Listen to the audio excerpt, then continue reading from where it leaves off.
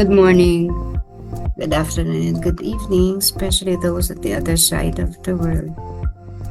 There is no time and space between us. There is only this present moment, and we are one. On diary entry number 900. Oh, how drab and full of misunderstandings is this life. My patience is exercised, and after it comes experience.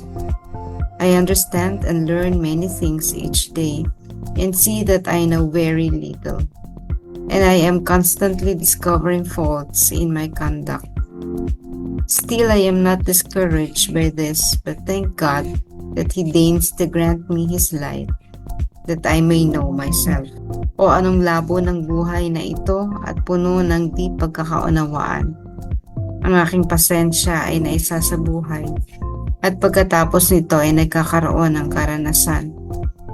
Naunawaan ko at natututunan ang maraming bagay araw-araw at nakikita ko na napakaunti ng aking alam. At palagi akong nakakatuklas ng mali sa aking mga gawa. Gayunpaman, hindi ako nalulumbay dito. Subalit salamat sa Diyos na minarapat niyang igawad sa akin ang kanyang liwanag upang makilala ang aking sarili. So every day, Rosina would learn new things. Alam nyo, kahit tayo ay may edad na, we cannot really say alam na natin lahat. So everyday, kung titingnan lang natin ang nangyayari sa ating paligid, makikita natin, dami nating hindi alam. Ang buong buhay natin, kahit mabuhay tayo ng 1,000 years, napakarami pa rin nating matututunan.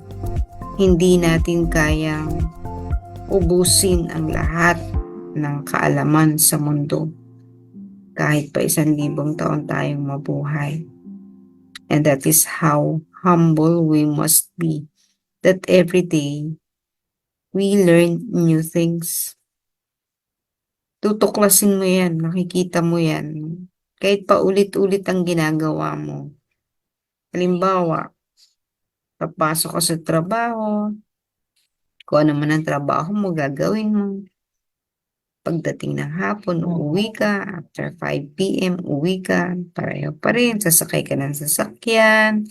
Uwi ka sa bahay. Maaring magluluto ka pa or anything. Yung kahit routinary ang ginagawa mo. You cannot really say na yun lang, paulit-ulit. There was one congressman who said, ba't ba kailangan pang maupo tayo at mag-session? Lahat na ng batas nagawa natin. Pero the same question, bakit tumakbo pa sila sa pagiging congressman? Yun nga yung mandate nila. Gumawa ng mga batas sa ikabubuti ng mamamayan. Hindi totoo na nagawa na lahat ng batas. Bagamat napakarami na talagang batas, no? Yung iba na supersede na, yung iba obsolete na, kumbaga, no, napalitan na ng mga bago. So, we really need to grow.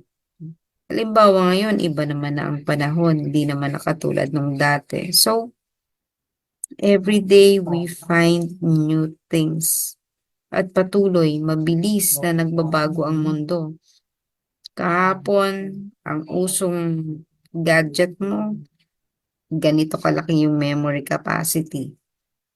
Kahapon lang yun. Ngayon, may lumabas na naman na bago na modelo. Mas mataas ang specification, no? Tinatawag na spec. And people, especially the economy, the economists, the capitalists, the producers, lahat yan, gagawa sila ng bago. They have to keep up with the times. Otherwise, paano po sila kikita? Kung ang gagawin nila, pare-pareho lang.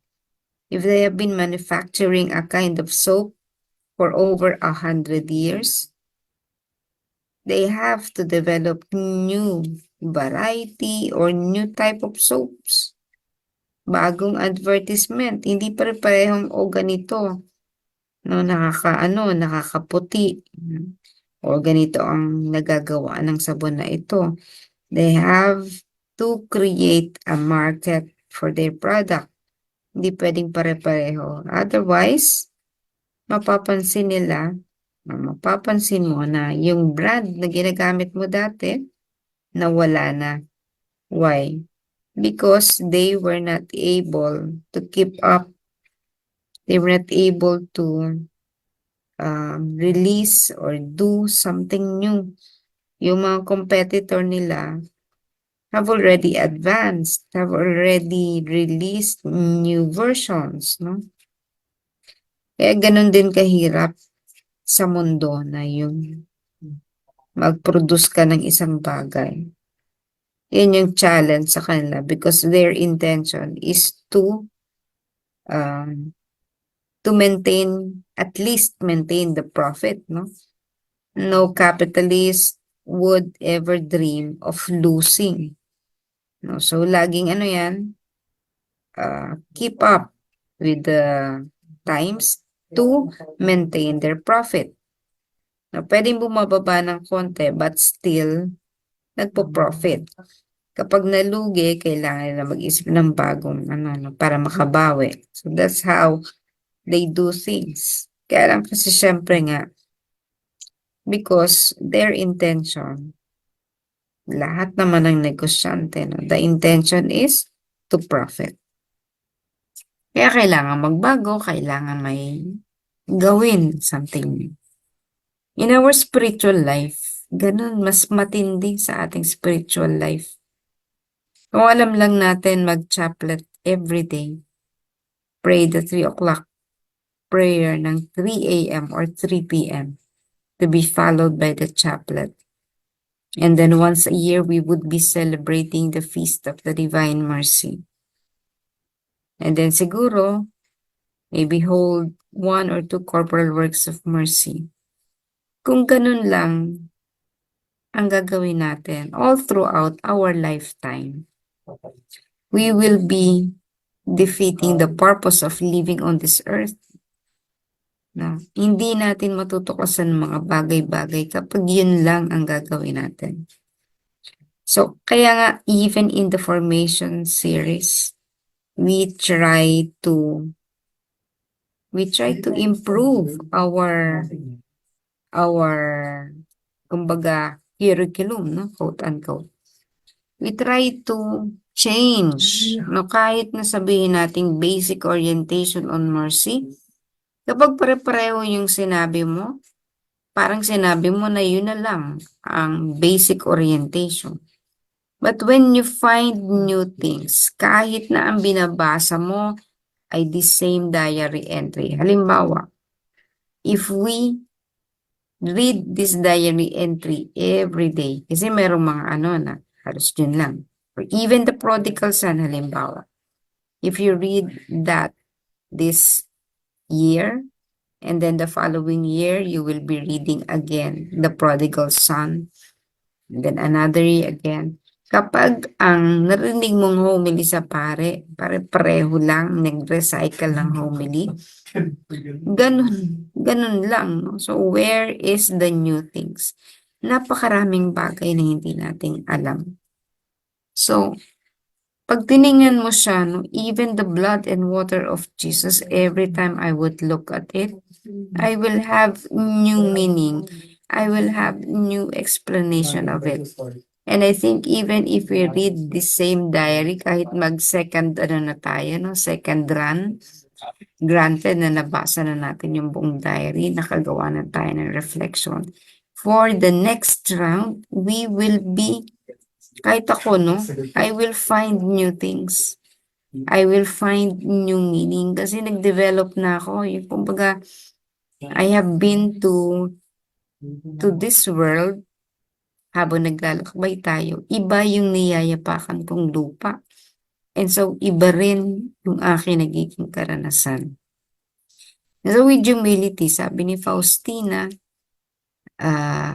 ang dami palang bagay na ang labo, nagkakaroon ng hindi niya maunawaan, hindi niya maintindihan, pero nakikita niya araw-araw, ito pala yung ibig sabihin noon.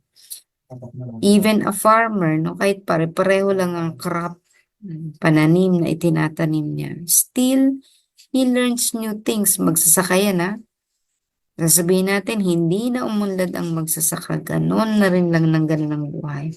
But actually, the farmer is also experiencing new things. May mga bagong challenges yan sa pagtatanim. At yun yung minsan nakakapaiyak para sa kanila. No? Makikita nila, pareho naman ang tinanim. Pero nag-iba na yung variety pala. Nag-iba na yung requirement ng lupa. Nag-iba na yung pamamaraan dapat. Hindi na pala pwedeng ganito. Dahil uubusin na ng peste yung pananim niya kapag hindi pa siya nag-adjust no, sa kanyang systems. So everything, every day is a lesson. At ang mga bagay na ito, these things should bring us more knowledgeable and should bring us closer to God. Hindi pa palayo. Kasi as we walk the path, we find new things. Yung mga bagay na hindi natin dati nakikita, makikita natin. Yung mga enlightenment na hindi natin nakikita dati, nakikita natin. Even the level of truth, I tell you, the level of truth is very dynamic. Sa ngayon, ang truth mo ito, bukas iba na ang truth mo. Parang pag nilagnat ka, alam mo na may infection. Pero yung infection na yun, iba-iba. Sa susunod lagnatin ka, iba na yung dahilan ng infection na yun. And even in the cure, no? Kahit yung sa medicine, ang level of antibiotic mo, ito pa lang. Susunod, iba na. Hindi na pwede yung ganong antibiotic. And the pharmacy industry has to come up with a new type of medicine. Siyempre, kailangan nilang kumita uli. So they will have to manufacture new things. And that is how life is. Ang mga bata, lumalaki. Kahit magkakapareho, even twins, no? Magkapareho sila ng itsura habang lumalaki. Makikita mo yung differences nila. And that is how life is. We have to adapt. No, kailangan mag-adapt tayo, kailangan maintindihan at maunawaan natin. Because again, your level of truth for today will not be the same level of truth tomorrow. Nag-iiba na ang level of truth natin every day.